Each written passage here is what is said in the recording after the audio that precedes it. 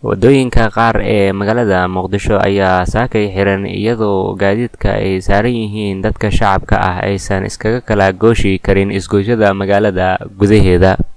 waxaana ka mid ah isgoysyadaasi saakay la xiray isgoyska Banaadir, Soobe, Taleex, kiiloomitir 4, Shaqaalaha iyo kuwo kale oo badan. ciidanka dowladda ayaana ku sugan sida ay inoo xaqiijiyeen dad goobjoogyaal ah.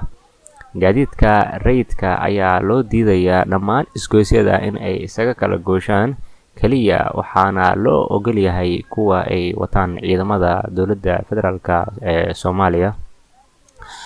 shirka ururka iskaashiga Islaamka ayaa maanta ka furmaya magaalada Muqdisho, waxaana lagu wadaa in ay ka qayb galaan madax ka tirsan Soomaaliya furitaanka kulankaasi.